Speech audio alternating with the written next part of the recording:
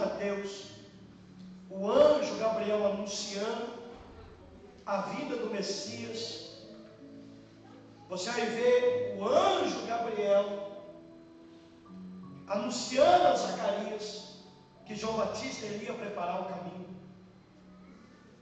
Você vai ver no capítulo 2, tanto o nascimento de Jesus, como você vai ver também um pouco do crescimento de Jesus, a fugida deles para o Egito, por causa que Herodes mandou matar todas as crianças de 2 anos para baixo. Você vai ver a volta deles para Galiléia. Você vai ver no capítulo 3 a pregação de João Batista e Jesus já adulto, Jesus vindo até João Batista e ali cumprindo o bautismo. Você vai ver no capítulo 4, você vai ver Jesus sendo levado para o deserto, para jejuar, para orar e para preparar para o ministério que ele ia exercer de 3 anos. No capítulo, se você ver adiante, como o capítulo 5, você já vai ver muitas coisas. Você vai ver que aqui Jesus já está formando discípulos. Jesus está ensinando discípulos, porque a maior preocupação de Jesus não era somente trazer. A preocupação de Jesus também era preparar aquele que eles estavam trazendo. E essa era a preocupação, como preguei há esses dias atrás, tanto de Jesus como dos apóstolos, a não somente trazer as pessoas para a igreja, mas fazer as pessoas permanecer na igreja e dar frutos. Por isso Jesus começou ali a preparar, a ensinar, a trazer palavras para o seu discípulo. Houve um momento que ele corrigia, havia um momento que ele usava o amor, havia um momento que ele falava: Pedro, bem-aventurado és tu, que não foi a carne que te revelou, mas foi o próprio Espírito. Houve um momento que ele está elogiando Pedro, e há um momento que ele está dizendo: para trás de mim, Satanás. O mesmo momento que ele está elogiando Pedro por uma atitude certa, ele está repreendendo Pedro por dizer, porque Pedro disse: Senhor, tem misericórdia de você, porque Jesus contou que era necessário que ele morresse, e Pedro começou a dizer: tenha dó de você mesmo. E ele disse: para trás de mim, você que não entende as coisas de Deus, Satanás. Porque ele disse: é necessário que eu morra. Então no capítulo 5 você vai ver as bem-aventuranças. Aqui Jesus ele sobe um monte chamado Monte das Oliveiras, e nesse Monte das Oliveiras ele senta, e quando ele senta, ele começa a ensinar aos seus discípulos como ele deveria ser, como ele deveria andar, como deveria se comportar. Ele começa a dizer no capítulo 5 dessa maneira, diante da multidão, diante dos seus discípulos: bem-aventurados são os pobres de espírito, porque deles é o reino de Deus. Em outra tradução está dizendo: bem-aventurados os humildes de espíritos, porque aqui humildes ou pobres vai se revelar a mesma. Só que aqui, essa humildade, esse pobre de espírito, não está dizendo de uma pessoa que se vitimiza. Como que eu vou dizer para você? Se vitimiza, porque há pessoas que gostam de se fazer de coitado. Existem até pessoas hoje que usam isso até mesmo para tirar dinheiro das pessoas. Eu já lidei com pregadores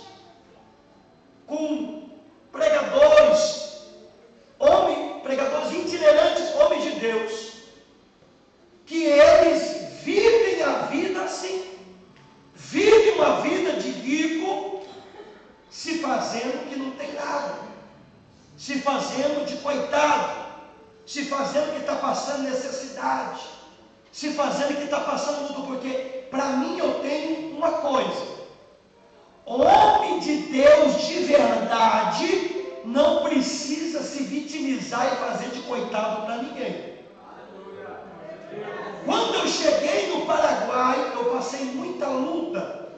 Eu e minha esposa, houve um momento que quando nós chegamos, passamos muita dificuldade, até mesmo para comer, muitas das vezes luta, nunca faltou nada, mas passamos luta material. Muitas vezes, Senhor, o que vai acontecer? Eu preciso daqui tal dia. Só que nunca na minha vida eu cheguei em uma pessoa e falei assim: ó, eu estou passando luta, você pode me ajudar? Nunca. Por quê? Eu creio assim, a minha fé é assim, que eu sirvo um Deus que conhece a minha necessidade. E se Deus tem que me abençoar, o Deus que eu sirvo, Ele sabe aonde eu moro, sabe o meu endereço, sabe a minha casa. E muitas das vezes eu só escutava a pessoa batendo palma. Pastor, Deus me enviou aqui. Eu não sei porquê, mas Deus me enviou aqui.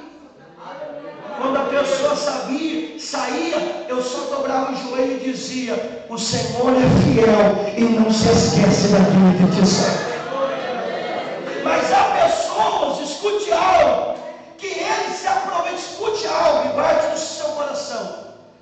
Homem de Deus de verdade não liga para ninguém reclamando da vida e contando luta para ninguém. Profeta de Deus de verdade, ele crê que um Deus que ele serve é o Deus que vai enviar providência na casa dele. O que fica se vitimizando e fazendo de coitado são aproveitadores da fé. Aqui o pobre de espírito não está dizendo que a pessoa que anda de cabeça baixa. Aqui o pobre de espírito não está dizendo que é a pessoa que vive, vamos dizer, se fazendo de pobre, porque tem pessoas que são assim. Ele gosta de se fazer que é humilde por ele ser pobre. Eu já vi muitas pessoas assim, por ele ser pobre, ele dizer: eu sou humilde. Isso não quer dizer humildade. Nunca vou se cansar de dizer isso. Humildade não é se fazer de pobre, não é se fazer, vamos dizer, hoje eu tenho um obreiro, esse obreiro é uma bênção na mão de Deus, mas ele veio de uma colônia indígena. Isso eu falei para ele um dia sentado, e ele hoje, colocando na sua frente, ele vai te garantir o que eu estou te falando. É um obreiro muito bom hoje no nosso ministério. Só que por ele vir da colônia indígena, muitas vezes por ele lidar com o Paraguai, com o brasileiro, ele se sentia menor, ele se sentia pequeno, se sentia humilde. E eu cheguei um dia e falei para ele: tira isso, porque isso não é humildade, se fazer de pequeno. Porque se Deus te colocou num cargo, se Deus te colocou numa posição, você não é nem menor nem maior do que ninguém, mas você tem que ser firme naquilo que Deus te colocou. Não precisa se fazer, porque na igreja não tem ninguém maior do que ninguém, mas Deus é aquele que levanta da autoridade, da carga, da posição, porque o poder é dele. E muitas pessoas muitas vezes gostam de se vitimizar, isso não é humildade. Quando uma pessoa chegar até você fazendo de coitado, ou isso, ou aquilo, ou reclamando da vida, porque o servo de Deus de verdade, ele pode estar passando a luta. Aqui faltou falando de servo de Deus de verdade.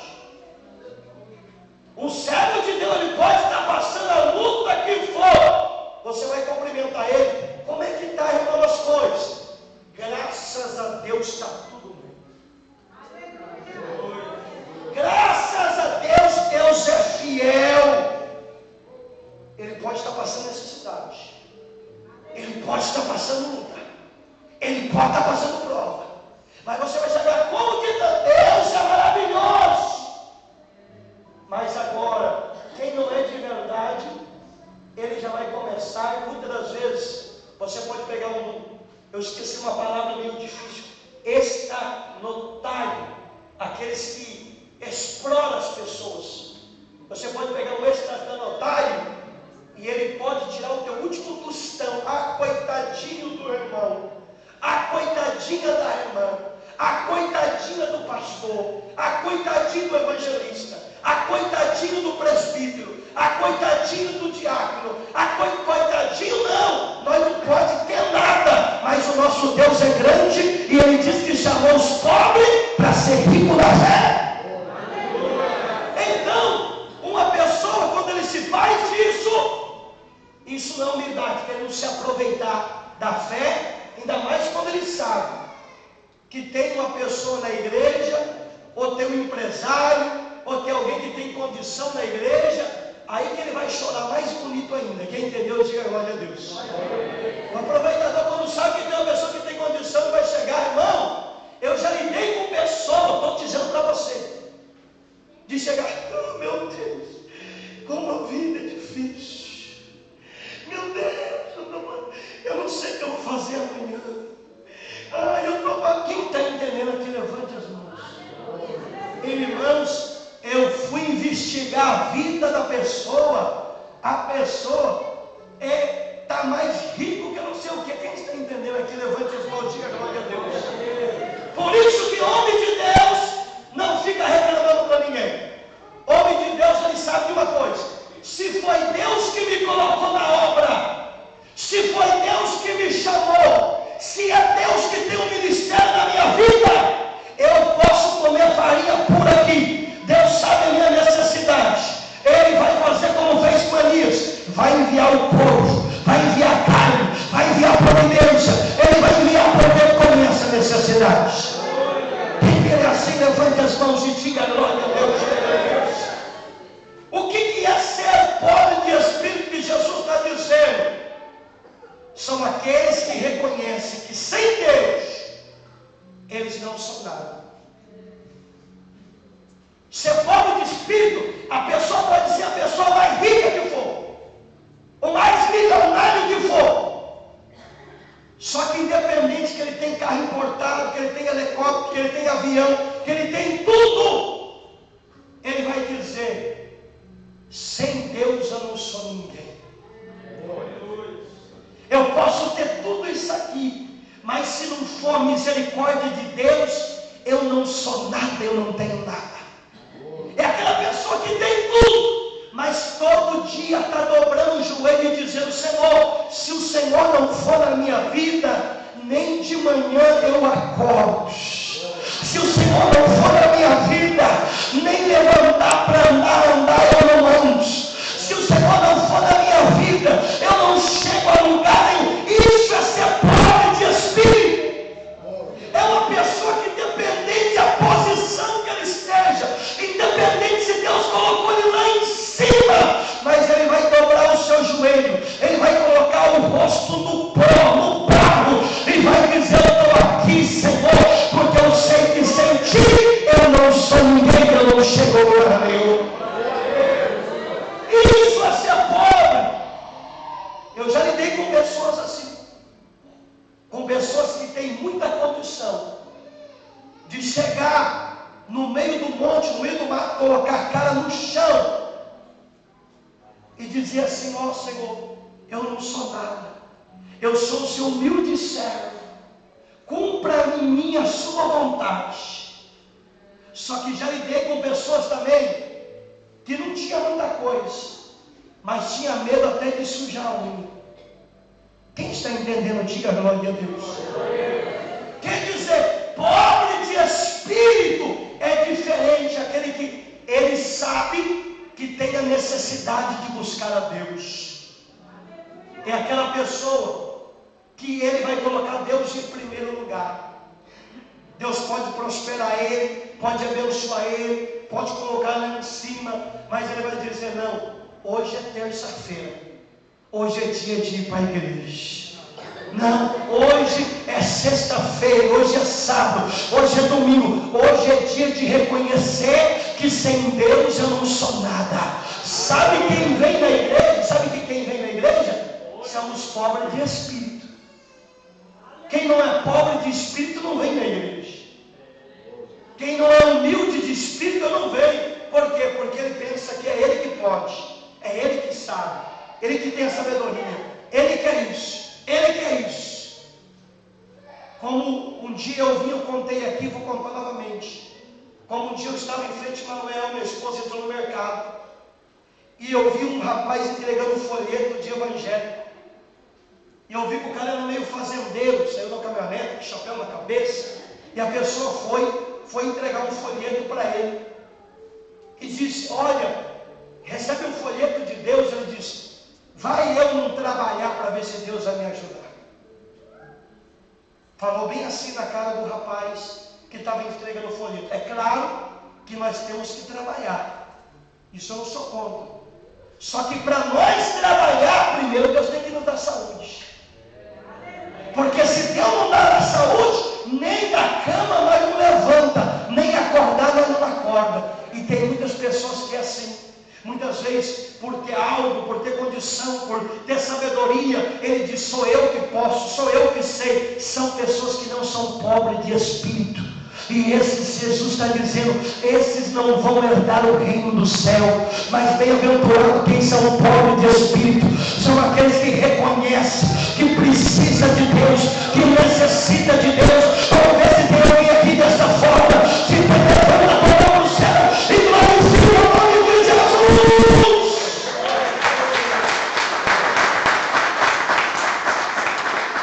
Os pobres de espírito são aqueles que sentem a necessidade de se consertar cada vez mais. Os pobres de espírito é aquele que ele sente a necessidade todo dia. Eu tenho que se santificar mais, eu tenho que me separar mais, eu tenho que buscar mais, eu tenho que fazer. Ele sente essa necessidade. São os pobres de espírito, aquele que não se crê maior do que ninguém. Os pobres de espírito são como está Filipenses capítulo 2, versículo 3, que vai dizer: e cada um considere o outro superior a si mesmo. Porque na igreja aqui, aprenda algo: o pastor não é maior do que ninguém, o presbítero não é maior do que ninguém, o diácono não é maior do que ninguém, o cooperador não é maior do que ninguém. Ninguém é maior. O maior aqui é Jesus. Nós só temos um cargo. E esse cargo é uma responsabilidade que Tiago falou. Que não queira ser mestre, porque quanto mais cargo tiver, mais você vai dar conta com Deus. Não é porque um pastor, um é presbítero, um é diácono, um cooperador é maior do que o outro, não. Todo mundo é igual aqui. A única diferença é que uns, Deus confia cargos. Mas quanto maior o cargo, maior tem que ser a humildade. Porque Jesus, ele era o nosso mestre. E antes, escute algo, dele partir, ele entrou, e eles têm o costume de lavar os pés uns dos outros. E aquele dia, Jesus percebeu que ninguém lavou o pé de ninguém. Ele pegou a bacia, e ele foi para lavar os pés. E o discípulo disse: não faça isso. Ele disse: não vou fazer. Pedro disse: não, o meu pé você não vai lavar. Ele disse: Pedro, se eu não lavar os seus pés, você não tem parte comigo. Aí Pedro falou: então tá bom, então lava até a cabeça. Ele começou a lavar os pés dos discípulos, ele sendo mestre. E quando ele começou a lavar os pés dos discípulos, ele terminou, ele disse: faça cada um de vocês uns aos outros como eu estou fazendo para vocês. Para isso é o cargo dentro da igreja. Não é para dizer eu sou pastor, não é para dizer eu sou presbítero, eu sou diácono, eu sou cooperador, eu sou evangelista. O cargo é: eu estou te levantando para você lavar os pés, para você servir, para você ajudar a ganhar almas, para você estender as mãos, para você fazer o que Jesus fez aos seus discípulos. Isso é ser pobre de espírito. É independente o cargo, porque tem pessoa que depende do cargo que ele exerce, ele diz: agora eu não vou limpar mais banheiro, agora eu não vou mais limpar mais igreja. Quem está entendendo? Diga glória a Deus. Agora eu não vou fazer mais isso, agora eu sou isso, agora eu tenho diploma disso, eu acabei o meu mestrado, não foi isso para Deus que me chamou. Quanto maior o cargo, mais humilde você tem que ser. Quanto maior o cargo, mais servir você tem que servir. Isso é não se considerar maior do que ninguém. O que é ser pobre de espírito? É reconhecer os seus próprios erros. Quem é pobre de espírito, ele vai reconhecer que ele errou. Vai reconhecer que errou.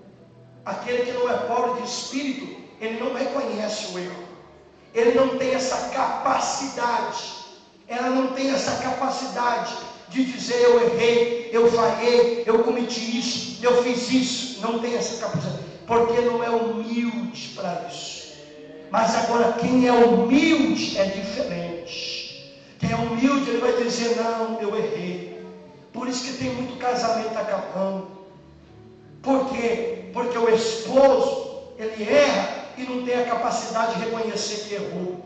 A esposa erra e não tem a capacidade de reconhecer que errou. Não tem a capacidade de chegar e dizer: você me perdoa? Você me perdoa? Não tem essa capacidade. Mas sempre vai querer jogar o problema em cima do outro. Você já percebeu? Eu já lidei com casamentos. E em casamentos que eu lidei, eu fui dos dois lados, sempre, muitos casamentos. Não é um ou dois, vários. Em todos os casamentos que eu fui, que estava separado, você vai conversar com a esposa vai dizer: é culpa do meu marido. Aí você vai conversar com o esposo: é culpa da minha esposa. Aí você assim: e agora? Porque ninguém quer assumir que está um quer estar certo e outro quer. E a falta de humildade acaba destruindo.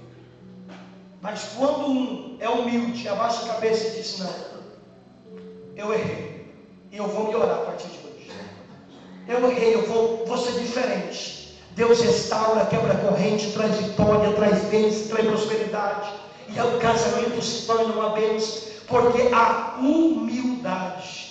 Quem é pobre de espírito, ele aceita a correção.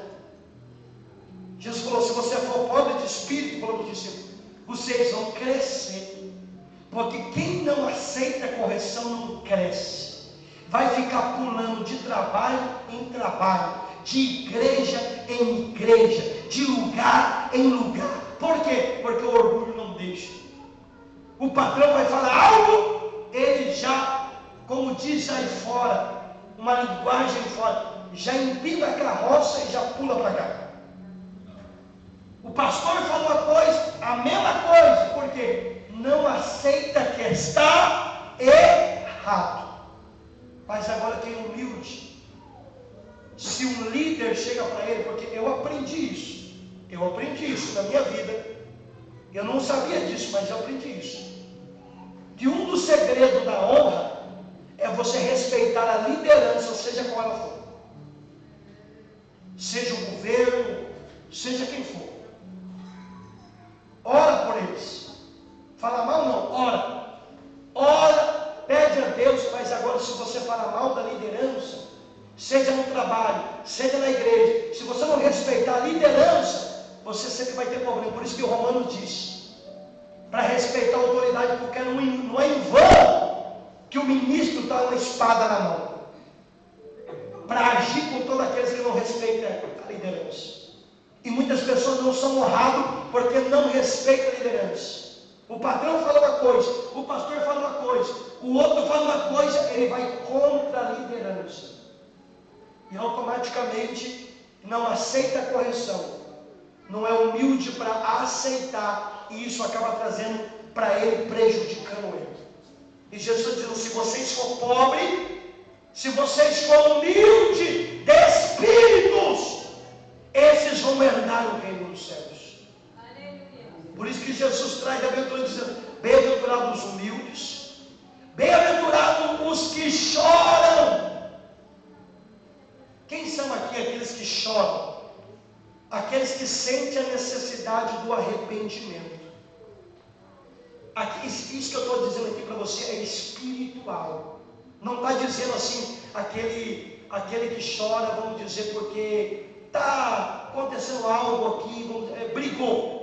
É aquele que fala, Senhor, o Senhor foi tão bom, e ele todo dia chora agradecendo a Deus pela salvação. Quem já chorou nesse sentido? Quem já chorou? É aquele que chora dizendo, Senhor, eu te dou graça pela salvação. Eu te dou graça pela oportunidade de ter conhecido o Senhor Jesus. Bem-aventurado aqueles que choram. E não somente isso, aqueles que estão dispostos a sofrer por o Evangelho.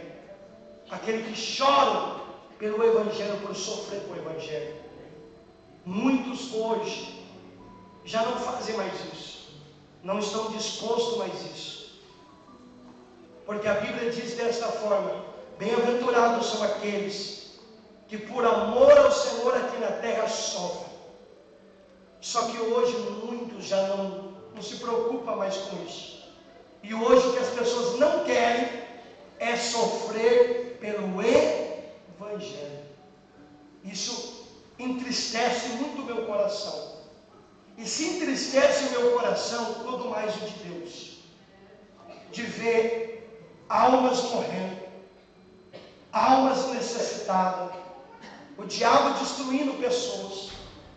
Se você vê o mundo do jeito que está, aí você olha pessoas que têm talento, pessoas que têm dom, pessoas que não têm impedimento nenhum para fazer a obra, pessoas que têm tudo de braços cruzados e não querer sofrer pelo Evangelho. Não quererem pagar o preço pelo Evangelho. Mas bem-aventurados são aqueles que choram. Bem-aventurados são aqueles que sofrem. Eu coloquei esse propósito no meu coração. Que tenho feito pouca obra e tenho que fazer mais ainda a obra. Que tenho feito pouco ainda, tenho pregado pouco ainda, tenho que pregar mais. Não somente dentro da igreja, mas sinto a necessidade de pregar fora da igreja também. Muitas vezes eu prego todos os dias dentro da igreja, de segunda a segunda, mas sinto a necessidade de ainda ir atrás daqueles que não chegam dentro da igreja. E muitos hoje já não querem mais sofrer, porque toda vez que você coloca um projeto no seu coração, eu vou ganhar alma, irmãos, o inferno se revolta. Tem pessoa que pensa que a vida do evangelista, do pastor, de um presbítero, de um diácono, daquele que se envolve na obra, ele pensa que é fácil. Ele não sabe as batalhas e as lutas que o diabo vem por você ir atrás das almas. E muitos, por não quererem chorar, por não quererem sofrer, preferem ficar sentado e quietinho. Só que o dia que Jesus se revelar, ele vai chegar e vai dizer: eu não te di 5, eu não te di 3, eu não te di 1, por que enterraste aquilo que eu te di? Por que não fizeste aquilo que eu te di? O Senhor vai fazer isso. Por isso que o Senhor está dizendo: bem-aventurados que choram, bem-aventurados os mansos. Manso aqui não significa ser fraco. Manso aqui é aquele que está à disposição de aceitar a orientação. Manso aqui é aquele que respeita a orientação. O manso aqui é aquele que aceita o conselho. Você pode analisar que Jesus, ele faz até uma comparação na palavra de Deus entre a ovelha e entre o bode, que as ovelhas são mansas. O pastor chama, o pastor fala, o pastor orienta, ela fala amém, sim, tudo bem, mas agora o bode não. ou bode não respeita, ou bode vai contra. Quem que são os bodes dentro da igreja? É aquele que quando o pastor, a liderança fala alguma coisa, aí ele vai no irmão e diz: ah, eu não concordo com isso não, hein? Ah, eu não aceito isso não, hein? Ah, eu estou contra isso, hein? Ah, eu acho isso errado, hein? Ele vai porque não quer respeitar a orientação. Ele não quer ser manso. Isso quer ser manso, né? Respeitar a orientação é ter domínio próprio.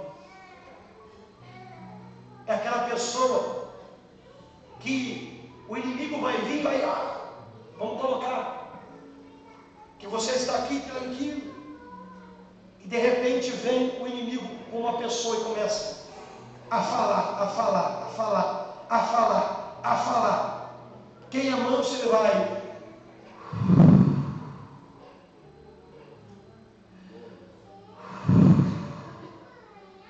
vai virar as costas e vai ir. Agora, quem não é manso, a pessoa vai vir falar, ele vai começar. Quem está entendendo, diga glória a Deus. Daqui a pouco já está. Só um exemplo que eu estou dando aqui. Quem está me entendendo, diga amém, diga glória a Deus. Porque ele não é manso, ele não suporta ele é bravo. Tem pessoas que não é manso. Escute algo, irmão, eu aprendi isso.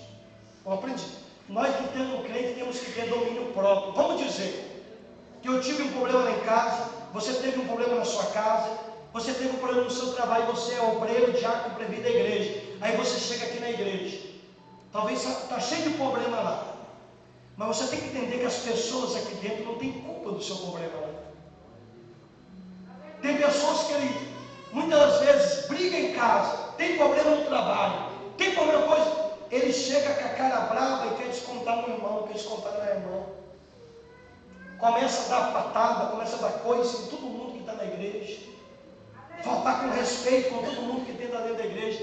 Coitado do irmão, não tem nem culpa do que está acontecendo. Isso aí é falta de mansidão. Você tem que ter domínio próprio. Eu nunca posso chegar na igreja e descontar o meu problema em cima do irmão, em cima da irmã. Ele não tem culpa do que eu estou passando. Eu tenho que estar aqui para abraçar, porque talvez você vai chegar com um problema aqui, mas talvez vai ter pessoas que vai ter um problema mais do que você aqui.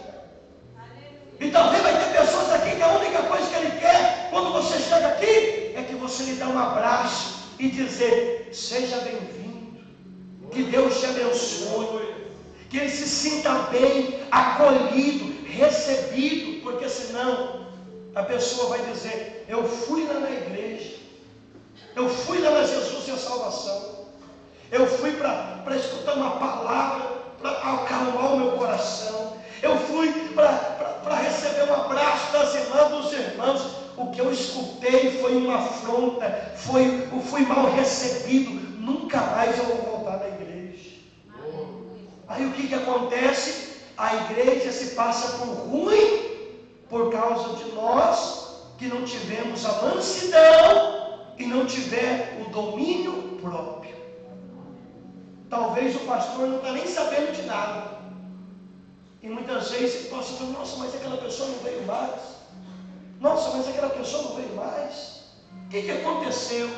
E talvez foi por uma falta de mansidão, uma falta de domínio próprio, uma falta de equilíbrio, muitas das vezes, de um obreiro, de uma obreira, de um presbítero, de um diácono, de um evangelista, de alguém que está dentro da igreja.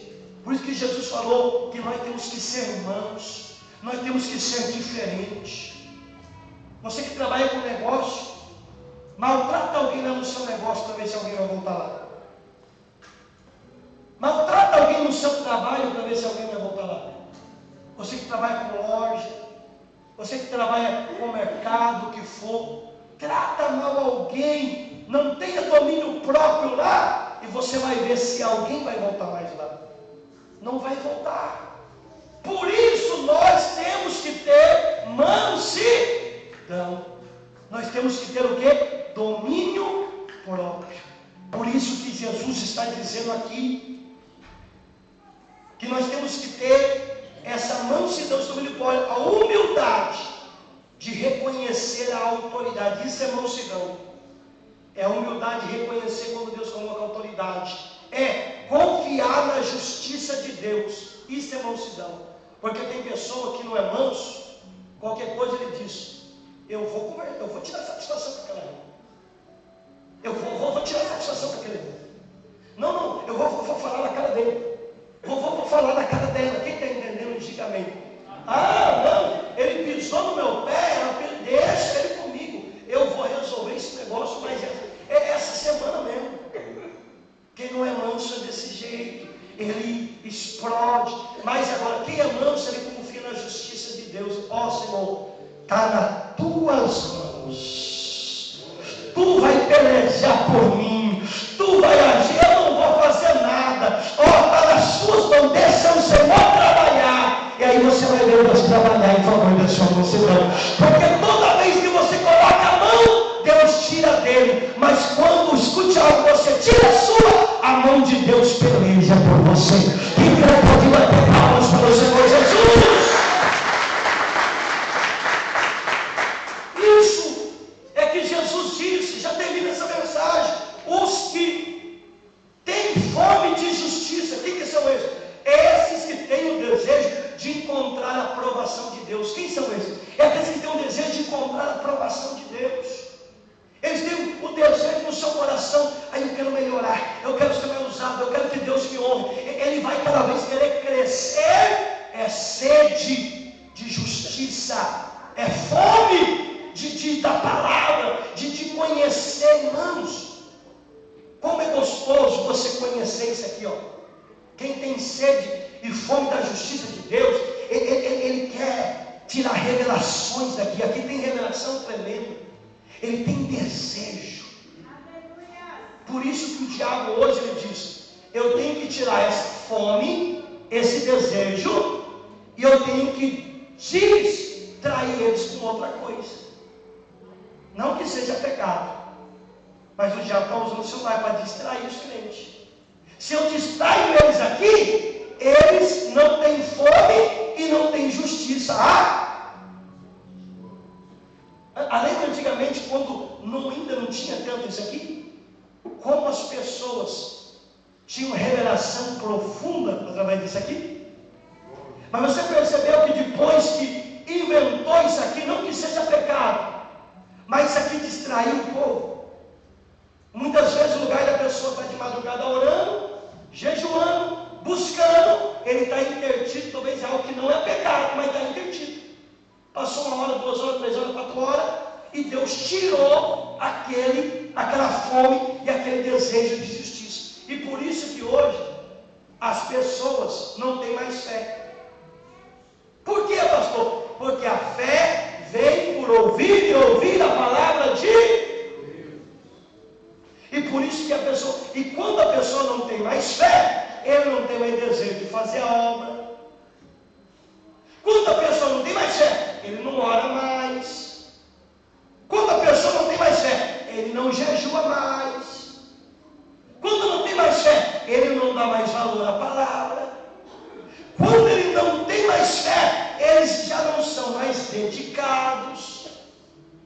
Quando não tem mais fé, ele já não procura mais o crescimento espiritual. Ele já começa a deixar a obra de Deus de segundo plano e começa a colocar as coisas da terra em primeiro plano. Quando eu estou dizendo colocar as coisas da terra em primeiro plano, eu não estou dizendo que você tem que parar de fazer o que você faz aqui. O problema é que muitas pessoas, eles já não honram mais a Deus da maneira que tinha que honrar. Vou te explicar como. Vamos colocar aqui o culto cada 9 e pouquinho. Se você está trabalhando, se você chegar faltando 10 minutos, chegar agora, mas é por causa do seu trabalho, pode ter certeza que você vai sair com a vitória e Deus vai te abençoar. Porque você chegou por causa do seu trabalho, mas veio, pelo menos para receber a bênção. Mas vamos colocar que você está desde as 5, das 4 horas da tarde na sua casa. E aí você chega 8 horas, 8h30, porque você deixou para se preparar quase 8 horas. Aí já não é mais porque você não tem tempo, é porque você já não está mais honrando a Deus como deveria honrar.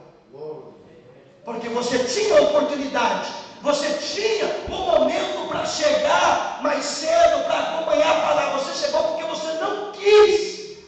Há uma diferença de quando a pessoa não quer e há uma diferença de quando a pessoa está trabalhando. Se você estiver trabalhando, nem que você chegue na última hora aqui, ó, para você receber a bênção. O pastor vai colocar a mão. Só que você entrar aqui, você vai sair com a bênção.